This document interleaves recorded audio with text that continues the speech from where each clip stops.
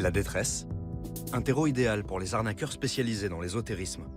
Dans le sud de la France, nous retrouvons une femme qui pense en avoir fait les frais. Nous l'appellerons Laura. Vous souhaitez témoigner, mais de manière anonyme.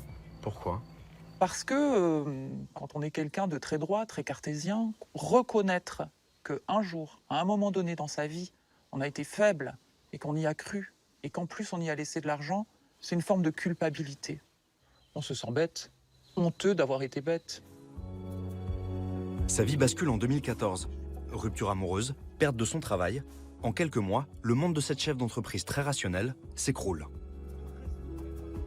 Vous vous posez des questions, pourquoi j'ai toutes ces choses négatives qui m'arrivent? Et en discutant avec des amis, il y en a forcément un dedans qui va vous dire mais tu sais, la sorcellerie, ça existe. Peut-être que quelqu'un t'a voulu du mal. La jeune femme fait quelques recherches sur Internet et tombe rapidement sur le site d'une sorcière spécialiste des sciences occultes. Son nom, Dana Héroux. Pour elle, les problèmes que rencontre Laura sont probablement liés à un envoûtement. Et pour le prouver, elle lui donne une procédure à suivre. Vous devez prendre un œuf, dormir à côté de cet œuf et lui amener. Et une fois que vous lui avez apporté cet œuf, Elle a réussi à passer derrière moi et à casser l'œuf sur sa main au-dessus de ma tête. Donc en fait, elle était dans mon dos. Ce qui permet évidemment de changer d'œuf. Et à l'intérieur, il y avait de la terre noire, quelque chose d'assez sombre. Et elle me dit, bah voilà, vous êtes donc victime d'un envoûtement. Pour rassurer sa cliente, la voyante lui sort même un contrat en bonne et due forme. Je sous-signé X, certifie avoir pris contact avec la société Roux pour une demande de travaux occultes qui débutera en septembre sur une période de 3 nuits incluses. Le ton est formel, sérieux. Le contenu, étonnant.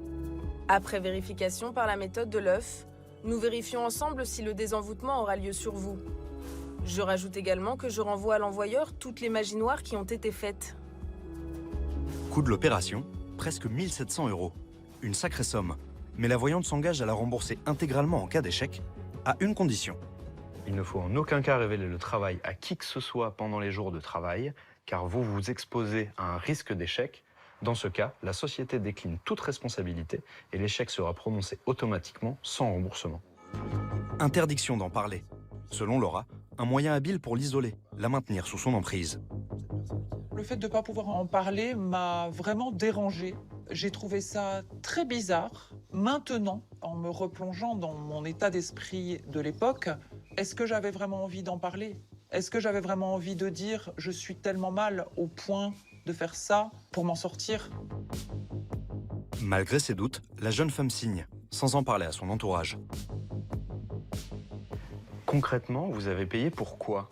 Qu'est-ce qu'elle aurait fait? Impossible de le savoir. Elle travaille la nuit, elle fait des travaux occultes avec des produits. Puis la magie, il y a le côté secret. Je ne peux pas divulguer mes secrets. Je vais faire quelque chose, mais je ne te dis pas quoi. Le temps passe et aucune amélioration dans la vie de Laura. Désabusée, elle demande à être remboursée. Elle a respecté les consignes et gardé le silence. Mais la voyante lui aurait alors sorti une botte secrète. Eh bien, elle m'a dit, c'est à cause de tes angoisses que ça n'a pas marché. Donc, je ne peux pas te rembourser, puisque tu es responsable de ton propre échec. J'ai compris qu'en fait, je ne récupérerai pas mon argent. Et je ne me suis pas battue pour le récupérer. Pour moi, la victoire, c'était d'avoir compris. Je sais qu'avec le recul, ça a l'air excessivement stupide. Mais à ce moment-là, on y croit. Contactée par nos équipes, Dana Héroux réfute ces accusations et l'authenticité des contrats présentés.